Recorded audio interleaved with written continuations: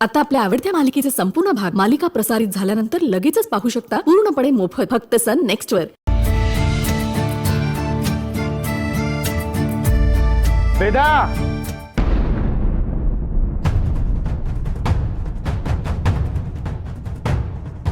आई शपथ बाबा, तू म्हणालास गेले ना ते? मग हा गेलेले ना, मी स्वतः माझी बाईक इथे तुमच्या घराखाली लावून एवढ्या लांब चालत गेलो यार त्यांच्यासोबत। एवढ्या लगेच कसे काय आले? तू लप लप तू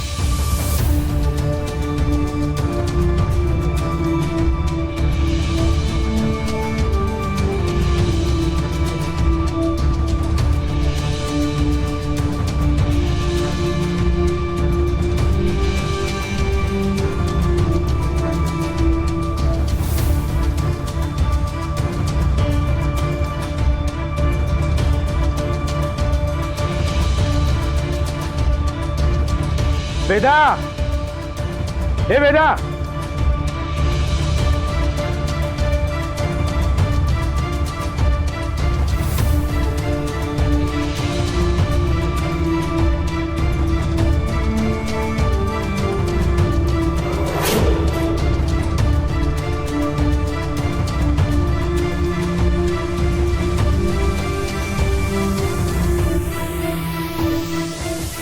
बबलू पाव दे ना।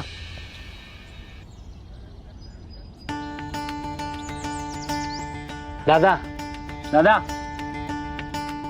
कसं असतंय ना दादा, मुली लग्न झाल्यावर घर सोडून इकडे येतात, मग त्यांचं सगळं लाईफ नवऱ्याची उठबस करण्यात जात आहे।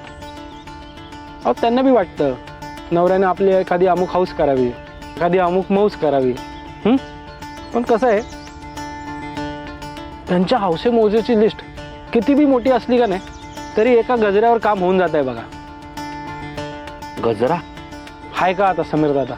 आता हे ज्ञान बी मी तुम्हाला द्यायचं का? अहो समीर दादा, अहो बायकोचं मन जिंकणं आहे ना म्हणलं तर लई मोठी गोष्ट आहे, आणि तसं बघायला गेलं ना तर काहीच नाही बघा। बायकोला आहे ना लाख वायदे करावे बंगल्या गाडीचे, पण तिला एखादं तरी गुलाबाचं फुल देता आलं पाहिजे। अहो तिच्या केसात गजरा माळता यायला हवा, मग सोन्याची चैन नाही दिली तरी बी चालेल।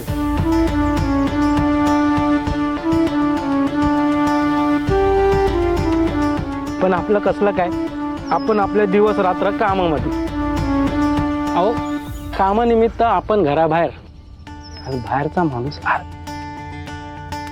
आणि अशानं काय होतं माहिती आहे का दादा, लगीन एका बरोबर आणि लफडं दुसऱ्या बरोबर। जरा अवघड आहे दादा।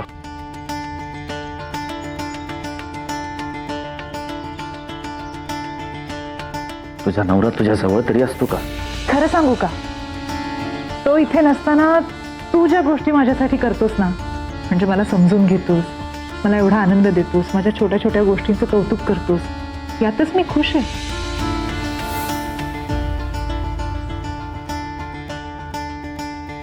काय झालं दादा? तू म्हणतोयस ते ठीक आहे, पण काम सुद्धा महत्वाचं असतं। हातचं काम सोडून तिला हात जोडून सॉरी म्हणायचं, चल तुला जग फिरवतो असं म्हणत बसायचं. अहो मग त्यात काय चुकलं दादा? अहो आपली बायको आहे किती. अहो आपली चुकी झाल्यावर आपण आपल्या आईबापासमोर सगळी चुकीची कबुली देतो का नाही? अहो मग ती बायको आहे आपली, तिच्यासमोर चुकीची कबुली द्यायला काय हरकत आहे? अहो दादा सॉरी म्हणताना उगाच मी पण मध्ये नाही आणायचा. अहो अशा नाही ना नातं बिघडतं. अजून काय बिघडायचं राहिलंय? आईची बाजू घेऊन आईचा स्वाभिमान जपू की स्वतःचा हेच कळत नाही. दादा तुम्हाला सुखी संसाराचं एक गुपित सांगू का? दोघी पण खुश. काय? अहो शहाणे असाल ना तर आईच्या आणि बायकोच्या भांडणामध्ये पडू नका. त्याच्यानं काय होतं माहिती आहे का? आपली गत आहे का नाही अडकित्यात अडकलेल्या सुपारीच्या खंडासारखी होते बघा. त्या दोघींचं भांडण चालू असलं काय बी चालू असलं आपण मध्ये बोलायचं नाही, गप बसायचं आणि माफी मागायची. झालं गेलं सगळं विसरून जायचं, नमतं घ्यायचं. अहो माफी मागितल्याशिवाय संसाराला गोडी नाही बघा. लिहून घ्या माझे शब्द. बुर्जी खाणार का?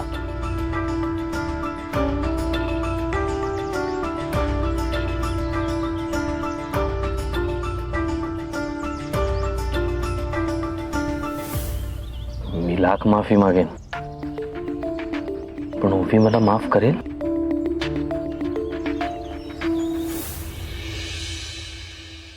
वेदा, अगं माझ्या मराठी व्याकरणाचे नोट्स कुठे पाहिलेस का तू? सापडतच नाहीयेत. जरा शोधून देतेस का?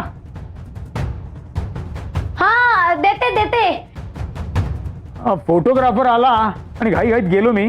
त्याच्या नादात त्या नोट्स कुठे ठेवलं लक्षातच येत नाहीयेत माझ्या. त्याला घोळ घालून ठेवला त्या फोटोग्राफरने. फोटोग्राफर काय बोलतात? नाव आहे माझं, माझी आयडेंटिटी आहे वेगळी. नावाने त्यांना म्हणून सासरी बोल, नावाने हाक मारा. गप गप बसतोस का जरा? गप बस. हे वेदा, अगं उशीर होतोय मला. शोधून देतेस ना? ना त्यांना हव्या तर नोट्स दे ना, नाहीतर ते शोधत इकडे आले ना तर आपला चॅप्टर ओपन होईल. जा लवकर.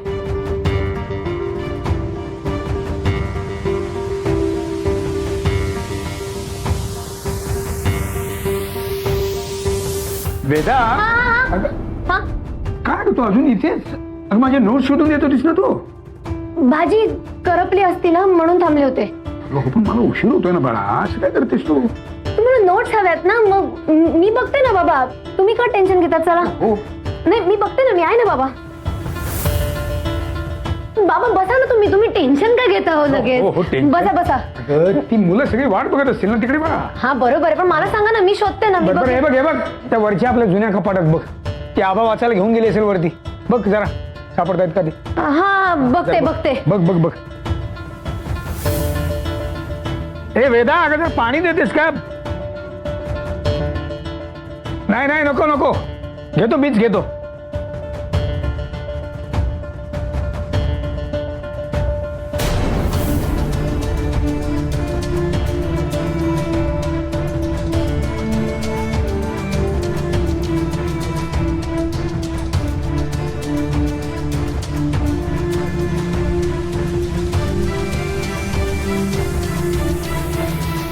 बाबा बाबा नोट्स. अरे मिळालं का? हा पाणी हवं ना तुम्हाला? हा. मी देते, तुम्ही बसा ना शांतपणे. हो हो थांब थांब. याच आहेत का ते बघू दे. हो हो ह्याच आहेत. बघितलं ना मी. बसा, मी पाणी आणते तुम्हाला. हो हो.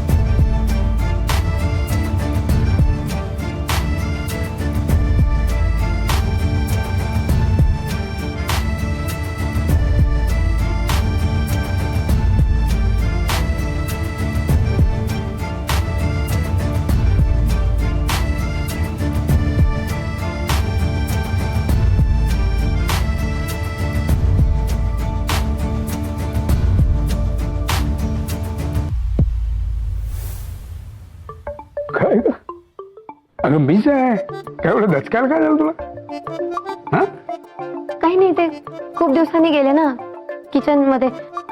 काय करू काय काय नको, गडबड झाली. काय तर गडबड कसली अगं माझ्या सगळ्या लेखी अन्नपूर्णा आहेत अन्नपूर्णा बघ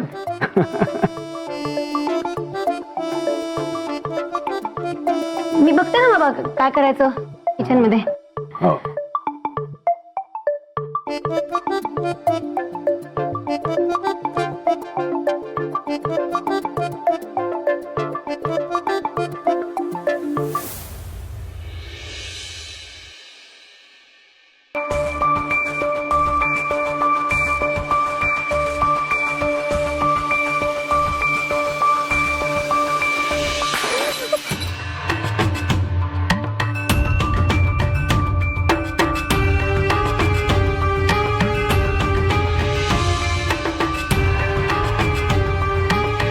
तुझ्या बापाने आणलेली मिठाई कुत्र्यांना घाल.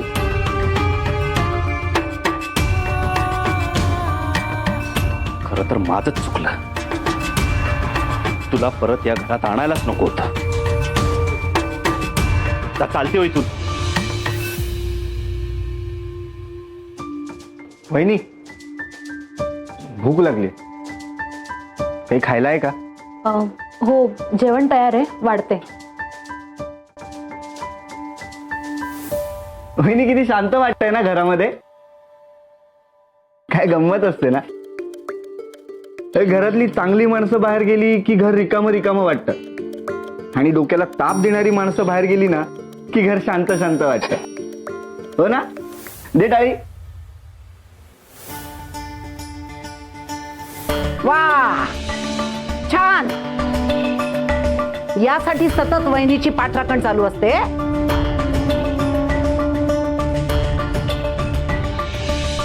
नवऱ्याच्या पाठीमागे असली थेर करतेस.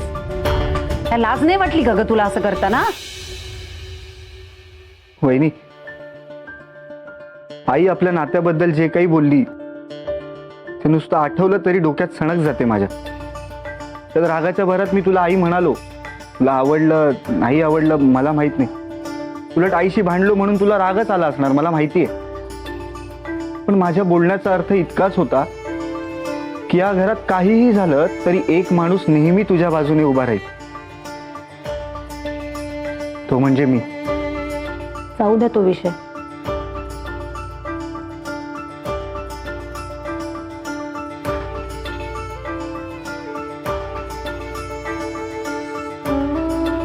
वहिनी तू जेवलीस का? हे बघ मला माहितीये कालपासून तू सुद्धा जेवली नाहीयेस. नाही मी नंतर जेवेन, तुम्ही बसा.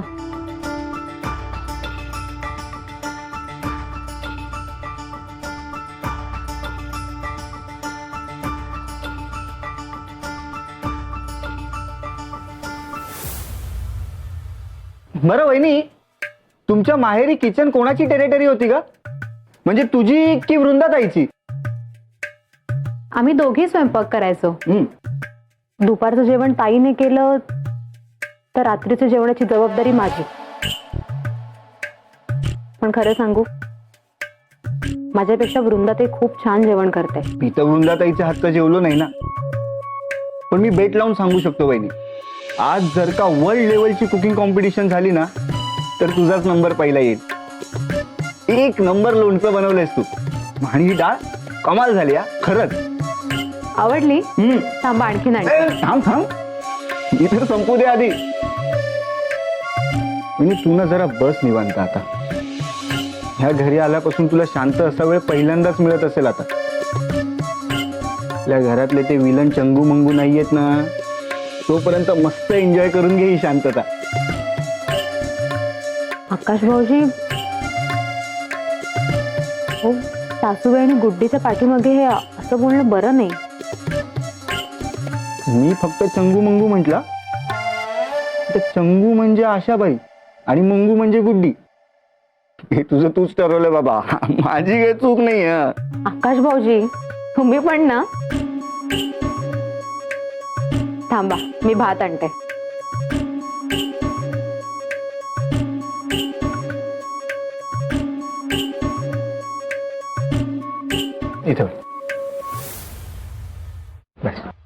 आकाश भाऊजी खरं सांगू, त्या माझ्याशी असं का वागतात? भाऊजी, माझी काय चूक झालीये? तर माझा राग का करतात हेच कळत नाही.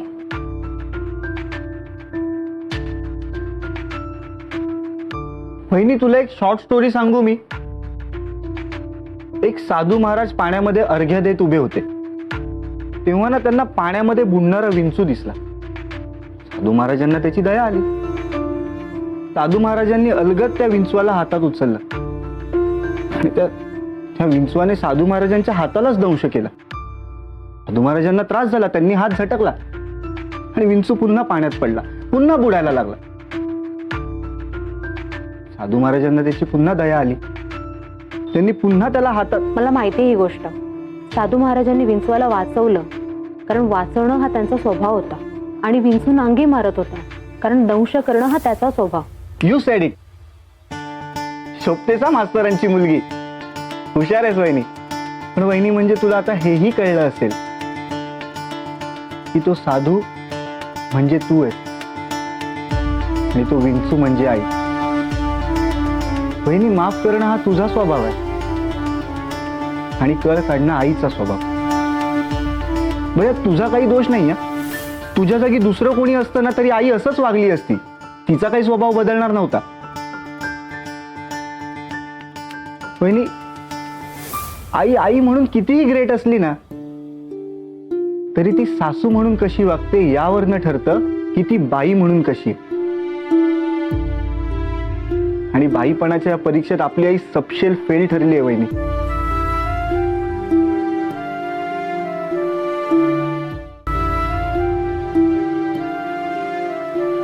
काय झालं आकाश भाऊजी? काय हवंय मला सांगा ना. वहिनी, तुझ्या हातचं लोणचं इतकं कमाल झालंय ना की ते मी तोंडी लावायला म्हणून घेऊ नाही शकत. आता ते भाजी म्हणून खाणार आहे मी, म्हणून मी माझ्याच हाताने घेतो.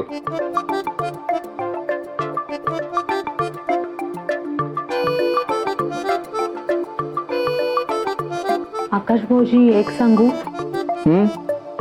तुम्ही सासूबाईंना असं नका बोलत जाऊ. उगाच माझ्यामुळे तुम्ही पण नको नको ते ऐकता. मग काय झालं? हे बघ वहिनी, जे चूक आहे ना ते चूक आहे हे बोलण्याचा स्वभाव माझा आहे. मी सरळ तोंडावर बोलतो बाबा. तर आई चुकते मी तिला बोलतो. तर आईच कशाला, गुड्डी काय वेगळं वागते का? त्यात आपला दादा आहेत. पण थोडी माणुसकी म्हणून उरली नाही यांना. आई म्हणाली उठ की उठायचं, आई म्हणाली बस की बसायचं. याला काय अर्थ आहे? ते आई आणि दादा असं वागतात ना वहिनी, म्हणून माझी लग्न करण्याची इच्छा मरत चालली.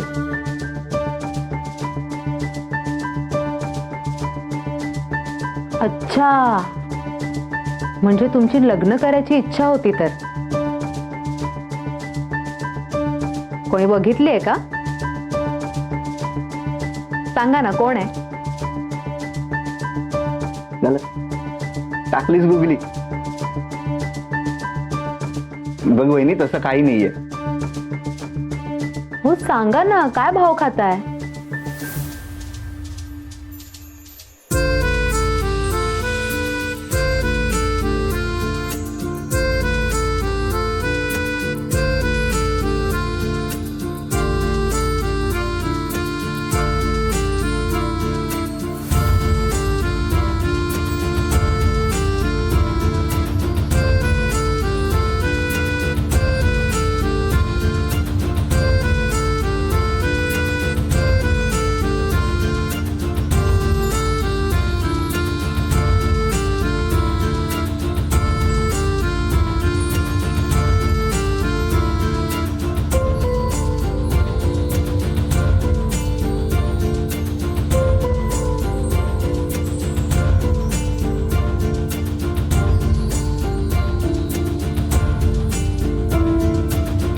आकाश भाऊजी, हा? हो कुठे हरवलात? कुणी नाहीये ग वहिनी.